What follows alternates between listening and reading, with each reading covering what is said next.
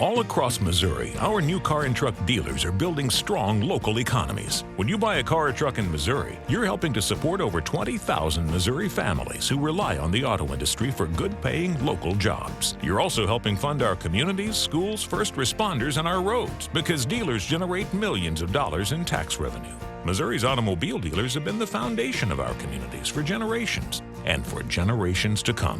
The Missouri Automobile Dealers Association, the heart of Missouri.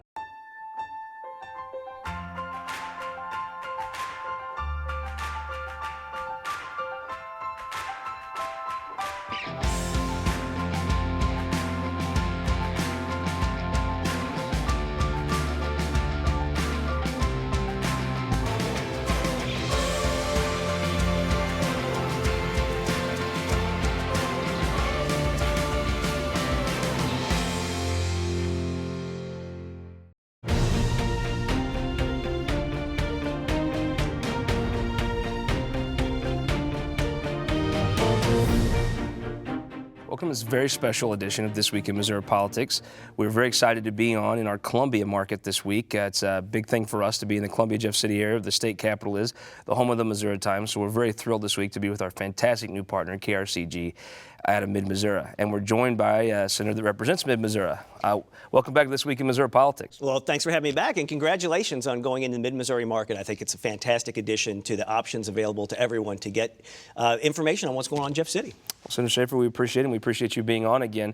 And let's start this week. You're making news already. Towards the end of the week, you sent a letter out that people are talking about dealing with the minimum wage issue. Tell us what's going on. Yeah, I sent a letter to my fellow senators, and what it points out is we passed a bill this session, House Bill 722, which clarifies the legislative intent that municipalities cannot raise the minimum wage above what the state minimum wage is. But what I point out in the letter is even though we did that this session, there are already multiple state laws that have existed for years that say municipalities can't do that. And the reason that's relevant right now is both St. Louis and Kansas City are talking about raising their minimum wage in their municipal areas to $15 an hour, which would be almost really double of what the current $7.65 is at the state minimum wage. It's prohibited by law. And the other thing is, not only would it have a devastating effect on St. Louis and Kansas City, it would have a devastating effect on the economy of Missouri in general. And when you start balkanizing these minimum wage rates, what you get is uncertainty in the marketplace, and you get a further divestment or loss of investment of capital, which is what we've had a real problem with in the state of Missouri. That relates to right to work and a lot of other issues.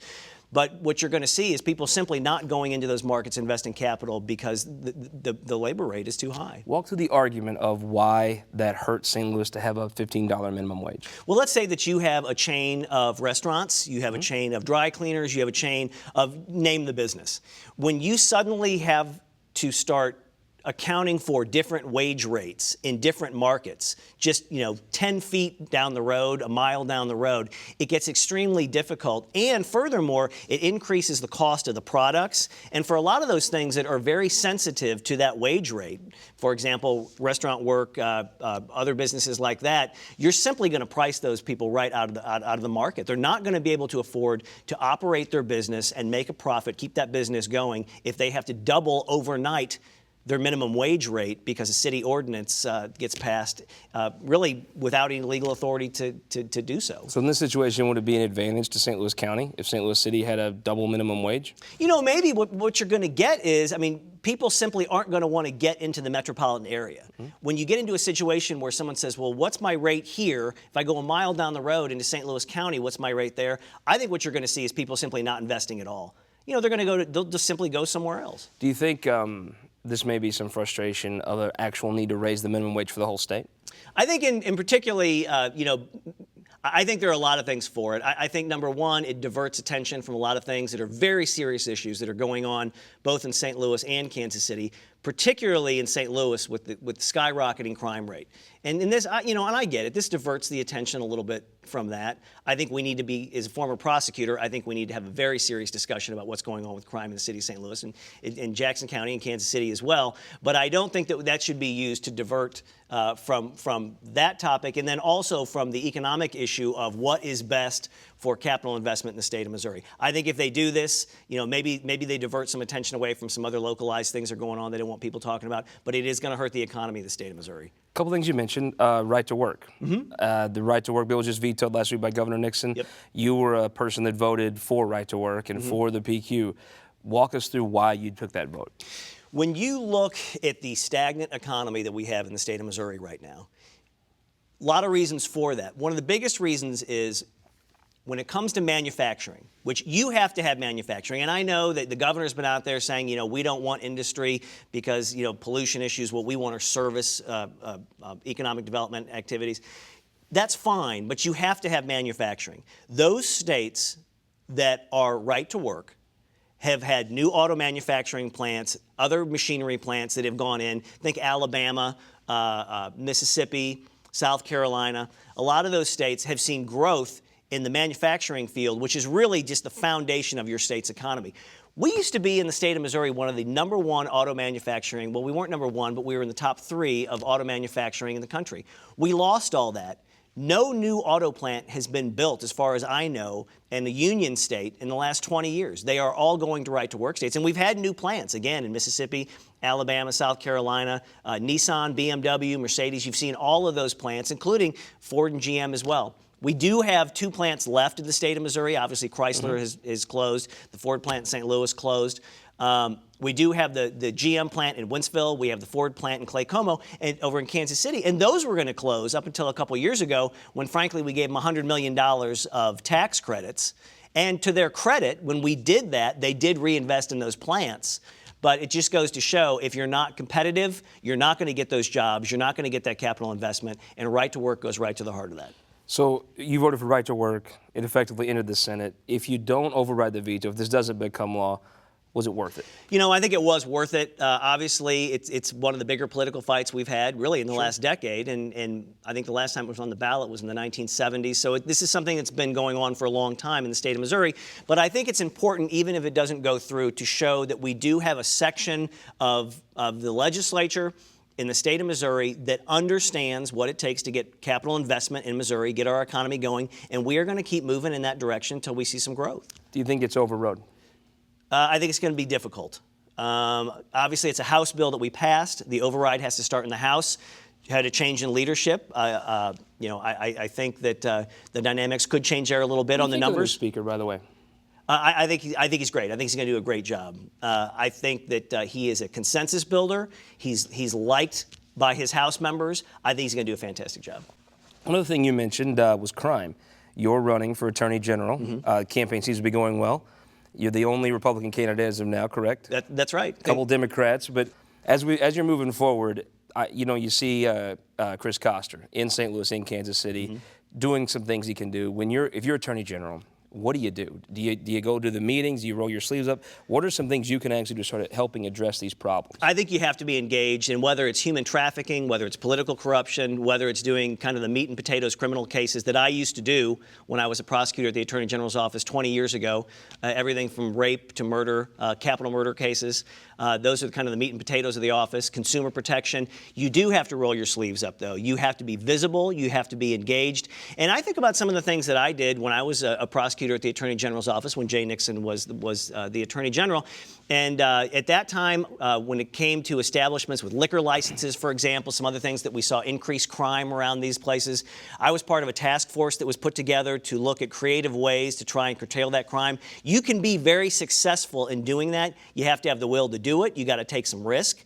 But if you do that and you're visible, you're engaged as the Attorney General, and you've got the experience, which I think, that's one of those jobs you got to have a little bit of gray hair to do, and I think I've got just enough going I see a on my couple there. Yeah, I don't know if it's the lighting or what. But you know what? You have to have been in those courtrooms. You have to have worked with those victims and their families and understand what needs to be done to curtail crime, how it impacts people. I've certainly done that. And I think that, yeah, you're right. You have to be engaged. You got to roll your sleeves up and get in there. You have the experience of sitting through some of these crimes, learning from actual prosecuting cases. But what do you do? I mean, I think sometimes, especially from an outstate Missouri perspective, you see parts of St. Louis and Kansas City, they're different than your hometown, they're bigger, and they're a little scary, and there's statistics to back that up with. What do you do to change that perception and actually change those communities? I think a lot of it, obviously, by the time the prosecutor gets it, you've had a lot of police work that's been done. I think in St. Louis in particular, we'll just use that as an example, I think that you've got a lot of rank and file members in the police department, for example, in the city of St. Louis, that probably have a pretty good idea of better policing technique than maybe the executives and the management will allow them to do. You got to let the officers get out there on the street. You have to let their presence be seen. You have to let them make friends and make good relationships with people in the community. But when the crime occurs, they have to be there. And if they know that neighborhood well enough, they can stop that crime before it occurs. That's what you have to have. And whether it's St. Louis or whether we're seeing similar things in Columbia right now, that on-the-street policing and making sure that you've got those officers where they need to be at the right time, that's critical. Because obviously that part all has to be developed before it ever gets to the prosecutor. So how's the campaign going? Campaign's going great. The response that we're getting statewide is unbelievable. It's been going well. People want a strong attorney general. They want an experienced attorney general. And, when people think about the attorney general's office, one of the big things they think about is consumer protection. It's one of those areas that the attorney general has original jurisdiction, which means they can bring both civil and criminal cases themselves as opposed to a local prosecutor. And, think of the no-call list. All those things that have really helped crack down on abuse of consumers in the state of Missouri. Get a lot of discussion from people around the state on that. The other big issue that a lot of people are talking about, which is relatively new, but that is using the Attorney General's office and the weight of the state of Missouri to really start pushing back against the federal government on some of those things we're seeing. And whether it's the EPA redefining waters of the United States to try and get into everybody's backyard, whether it's some of the things we're seeing in the health care laws where basically they want people to pay more money for health insurance under federal law so they can subsidize other people. A lot of these things that we're seeing are really new developments in the last 6 to 8 years. And those are things that people have really told me they want to see an attorney general who will file those federal lawsuits, push back, protect individual rights, and make sure that we don't have overreach by the federal government. I'm hearing that in every corner of the state. There's a lot of moderate thinkers, even Republicans, that think Chris Koster's done a good job as Attorney General. One thing you do hear, though, is maybe he's not as quick to stand up to the federal government with a Democrat in power. Is that one difference you might see under your time as Attorney General? I think so. And keep in mind, I've known Chris Koster since we were both prosecutors years and years ago. I think he knows what to do, but I think when you get into those situations where it's politics, so you've got a Democrat president of the United States pushing Democrat policies, which we have a lot of people here in the state of Missouri who don't agree with those policies and think that's federal overreach. Yes, you have to have a Republican attorney general that's going to push back. So how's fundraising going? It's going great. We're doing wonderful. Like I said, all corners of the state, we've had some great contributions from folks at all levels. And as you know, to run a campaign, you've got to have buy-in from a whole lot of people from all over the state, and we're getting that grassroots buy-in. I guess the folks in Crothersville would know that you have to change your tires a lot more now, right? With the campaign going. Yeah, it's about the last 4 or 5 months, a lot of travel, and I've been all over the state. We had the Lincoln Day circuit, which is all those Republican dinners from February until the beginning of May. Hit all those, and that's kind of the circuit you see all the candidates on. But in addition to that, just a lot of grassroots meetings with folks from anywhere from 5 or 6 people to 200-300 people all over the state. So the only announced Republican, you're running 2 Democrats have announced, one of your colleagues, Senator Sifton, and then the tax assessor here in St. Louis, Jake Zimmerman. Who'd you rather run against? At this point, I'm just focused on my race, talking to as many people as I can, making sure that we've got the resources to be successful, which we will do. And, whoever it is, I look forward to a very spirited debate because I think we're at a time when our principles of individual liberty, pushing back against the federal government, the overreach, I think we've got a good story to tell, and we're going to tell that story. Well, Senator Schaefer, thank you so much for joining us here on This Week in Missouri Politics. It's good to see you again. Thanks for having me on. We'll be right back with our Opinion Maker panel.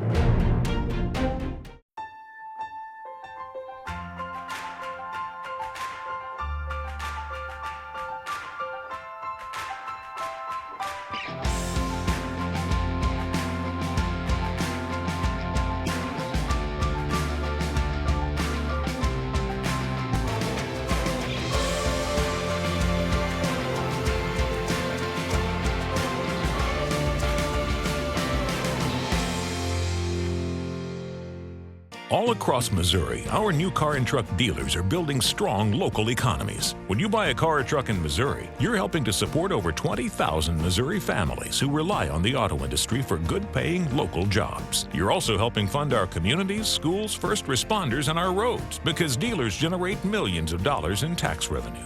Missouri's automobile dealers have been the foundation of our communities for generations and for generations to come. The Missouri Automobile Dealers Association, the heart of Missouri. Welcome back to This Week in Missouri Politics. We're very excited this week to be joined again by Sean Nicholson, the Executive Director of Progress Missouri, Columbia native. Now maybe the family can watch this one at home, right? Don't have to watch it on the internet. Not just on the site. Representative John Wiemann, St. Charles County, rejoining us again. Very glad to have you this morning. We have two new folks this week. First time ever, UFC W655, Dave Cook, mustache and labor extraordinaire, political powerhouse in Jeff County, right? Absolutely. Thanks for having me. Glad to have you here. And lobbyist extraordinaire, David Jackson, managing partner with the Gateway Group and involved in just a little bit of everything anymore, it seems like. Been a busy year. Very glad that you can make time to be here this morning. Thank you. We'll start off, Senator Schaefer, running for Attorney General. What'd you think? He's a strong candidate. I think the Senate, first off, whether he wins his bid for Attorney General or not, is going to lose a very powerful senator. You've got the Appropriations Chairman, somebody who I think could go toe-to-toe against any senator, maybe the best on the Senate floor in terms of debating. He's also been successful in budget negotiations. This year, the governor signed the budget with no line item vetoes. I think he's a strong candidate. He's got experience across the board, and he's mounted a strong campaign so far. Well, the one thing I just could not stop thinking during the interview was Sean Nicholson is on this panel, and I thought maybe he would have disagreed with a couple things the senator had to say. So I'm just going to stand back and let you start. Well, thanks, Scott. So I think as it relates to the minimum wage opposition that the senator expressed, I think he either misunderstands or misstates what's actually been proposed in St. Louis and Kansas City, where the mayor and activists and leaders in both towns have talked about incremental increases, where there is a short-term increase in the minimum wage to something around $9 an hour, and then there's a incremental gradual increase to $15 an hour by 2020 or 2022. So right off the bat, I think he tries to overstate what's actually been proposed. As far as the legal authority that he talked about, there have been lawyers in both cities, both St. Louis and Kansas City, who have looked at the legal authority for municipalities to set higher floors for wage and benefit standards. And attorneys in both places have said this is certainly something that's legal for municipalities to do because the law that he mentions was declared unconstitutional in 2001 because of some structural errors in the way the law was crafted. So is it right to raise the minimum wage, you're saying, or just because it's legal doesn't mean it's good policy? Mm-hmm. Should a city carve out their own minimum wage? So I think because there's been so little action in Jefferson City to raise the minimum wage, I think it's certainly time for all the families who are making $300 a week. That's how much a minimum wage worker makes in Missouri if they're able to get full-time hours. They take home $300 a week, and that's certainly not enough for anyone to live on. So if the state legislature can't act, then it's time for local leaders to do the job. Representative Wiemann, he's talking about you. What do you think about cities doing their own minimum wage? Well, certainly, I don't believe that should be their position to do that. I mean, that's a business decision.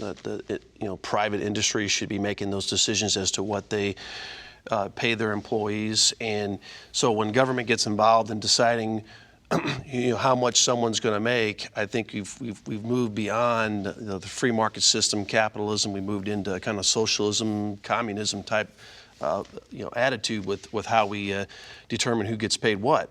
So I certainly don't support any type of a mandatory amount that we should pay someone. That should be dictated by the marketplace. And I think there's been enough studies that have been done to prove that artificially modifying the minimum wage hasn't reduced poverty. I think we've been trying to do this since the 1960s when our President Johnson had the war on poverty, and I haven't seen the results of poverty going down. It's actually gone up. So I think we maybe need to look at some different alternatives to, we want to help people get out of poverty. And I think there's other ways we can do it, but other than just artificially saying, well, we'll just pay you $9 an hour and that'll magically solve your problem, or $15 or $20. Why don't we pay them $100 an hour? If we really want to help them get out of poverty, why don't we raise the minimum wage to a higher amount where they could all be making, $100,000 a year, and no one would be in poverty anymore. David Jackson, do you have thoughts on this? Going back to Senator Schaefer's comment about the legal issue, I think there are multiple places in state statute that restrict a city's ability to impose a local minimum wage. In addition to Chapter 67 that clearly says no municipality shall do it, we also have a section that establishes a state minimum wage. And so if we have a state minimum wage that authorizes an employer to pay $7.65 an hour, a city ordinance does not trump state law. State law is the base, and cities are political subdivisions of the state that are subject to state law. Dave Cook, what do you think? So, a couple of thoughts here. First of all, I question that a city shouldn't have the ability to scale up from the state. Just like the state should be able to say, we like the federal guidelines, but we think there ought to be more. So I don't buy into that. The other thing I'd remind everybody is it wasn't that long ago that Missouri voters overwhelmingly spoke, because the legislature wouldn't do anything on minimum wage, overwhelmingly voted, I believe it is in 2006, by about a 72% approval rating to raise the minimum wage, and the legislature went in and went against the will of the voters. I think all of Missouri, the one thing the senator talked about earlier was, you asked him and he didn't answer, should it be statewide? I'd argue that it probably should, but the lack of effort from Jeff City is what's causing that. Do you risk running into, like in suburban Missouri, you have this patchwork of cities, and they get into these TIF wars, and they start to devastate their budget, and the tax rates are all askew. And part of it's one city gives you a big TIF, so they move across the street. If you get into a minimum wage fight, do you wish the same type of issues you see with TIF and real estate development? You know, I think you need to look at that and consider that. But at the end of the day, I think we have a responsibility to allow hardworking Missourians to get up and go to work every day to be able to provide for their household. And the reality is we're not doing that with the wages we have in Missouri and in St. Louis right now. And I think we have a responsibility to start adjusting that and raising that so that people have the ability to feed their family. Nobody should work 40 hours a week when they're able to have it and not be able to provide for their family. Speaking of their ability to work, Sean Nicholson, the governor, seems to have some wind at his back. Vetoed the right to work bill, met with a lot of support from union members and business owners across the state. Right. Does this veto get overridden? I don't think so, and I think the senator almost acknowledged that in his comments. And the reason it's not going to be overridden is because of Republican opposition in both the House and the Senate. Representatives like John McCarty down the road here talking about the negative impact right to work, so-called right to work would have on wages in his district. Ron Hicks up the road the other way talking about big government interference and how companies in his district do business. So because of bipartisan opposition, this so-called right to work law is not going to become law. David Jackson, does Jeff City create jobs? It's hard. Whenever you look at a veto override campaign, there are, prior to Governor Nixon's tenure, I think it was 11 times that the state legislature had overrode the governor. It's very rare. With around 90 votes on right to work, to be able to flip that many votes is the odds are working against the legislature in that capacity. And so I think with a transition into a new speaker, there's a lot of new dynamics. You're often positioned better if you are trying to keep votes rather than add votes. And so I would agree, I think, with everybody that it's going to be hard. Representative, you're in the caucus. You would know what the chances are. Is there a veto override? Well, right now, as it stands, I think the chances of us overriding that veto is not good. Certainly, we have time to talk to our fellow members and convince them that this is the way that we want to move the state. But it doesn't look good. I can tell you that we're down one vote already. So now we have to get 18 votes to hit the magic number of 109. And so it's going to be a challenge. And at this point, we won't have our caucus meeting until the end of July. So I won't really know really kind of where we're standing until that point. I think we'll get an indication as to whether we think this thing's going to go or not. Dave Cook, I'm just a simple hillbilly from West Butler County, but it seems to me that passing more laws would not be the way to create jobs. Well, I was just going to speak to the representative because he has time to sway his caucus, and hopefully in that time we can convince you, a representative that sat here and was talking about government overreach, that truly this law is nothing but government overreach. Every single collective bargaining agreement in the state of Missouri today is decided to either be an open shop, right to work, or a closed shop. Why should the government get involved? And especially with the law that's drafted like this one, that you could see unlimited civil liability against corporations. This is not how we move our state forward. I would submit to you that this is an attack on corporation and workers of all. So maybe between now and the veto session, I could convince you that you want to be on my side of this and not have corporate overreach here. Dave Jackson, is there a place for guys like Ron Hicks, who I'm a business owner? Ron Hicks is standing up for my rights as a business owner to run my company how I want to. Do you start to see a new conservatism of, I know everyone cares about workers' rights, and I know the Republican Party's making this big outreach to pass more laws and grow government to protect workers. Who stands up for the business owner? Is Ron Hicks the new conservative? I think that you hit a key point there, because everybody wants the same thing. Everyone wants, whether it's minimum wage, right to work, both parties want to try to find some solution to find more jobs. And we have to look at and communicate and work with the businesses and bring everyone to the table and figure out the policies that are going to get us there. Because ultimately, if you raise the price of employment and make it harder for businesses to operate, you're going to get less of it. And we have to be able to find the best policies that are going to work. Dave Cook, you just saw the candidate for Attorney General. You might be inclined to support one of the two Democrats in the field. Who's the best Democrat right now to take on this guy right here? He seems ready to go. I mean, he's got his answers down. He can raise money. Who's the best person to beat him? Inevitably, he's going to be a very tough candidate to run against. Coming from Middle Missouri, I think is an asset for statewide candidates, and he comes from Mid-Missouri with ties to the counties. On the Democratic side, I think we have two strong candidates, and I think we could have another one or two jump in. You never know. So I don't want to weigh in right now because I haven't had a chance to talk to either Mr. Zimmerman or Sifton to get their views on what they do with that office. Sean Nicholson, you're very immersed. When you want to run statewide in the Democrat field, you come to Columbia to your office and talk to you about, I'm sure both have reached out to you. Obviously, he's a top-tier candidate.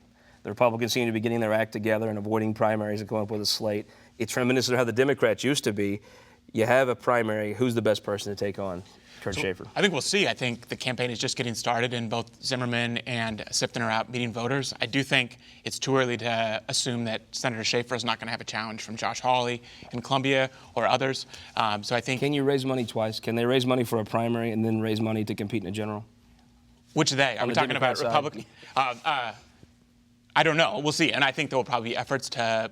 There's still holes in the dance card that stuff needs to be sorted out. So I think there's still opportunities for. And then one of them could run for a different race. There's sure, no announced Democratic candidates in the other sides of the. John Wiemann, I'm sure you've heard from Kurt Schaefer. You've worked with him now in the legislature. Where does he stand? Well, he certainly is a very good candidate. You can tell by the fact that he doesn't have much opposition or any opposition at this point in the primary. I would agree with Sean that it is way too early to make any judgment calls as to who's going to ultimately win that primary election. It's certainly, I've been involved in state politics, Missouri Republican politics for 30 years. It's hard to believe, but and I've been involved in statewide campaigns, and I can tell you he has the right combination of things. One, he lives in central Missouri. He also has connections here in St. Louis. If you have those connections, it's a good mix. It's a good mix. And David Jackson, who do you worry about on their side? I think that there's still a lot of time, and you have to look at the issues that are at hand. You have to have enough money on hand to be able to stay in and compete. But at the time of the primary, we're going to look at all these different issues. And in Missouri, it's been pretty volatile in terms of the number of issues popping up, and whoever can resonate with voters at that time. I think Scott Sifton has definitely done a very good job as a senator. He's a big threat. And while they have a lot of time, we don't anymore on This Week in Missouri Politics. So we'll see you next week.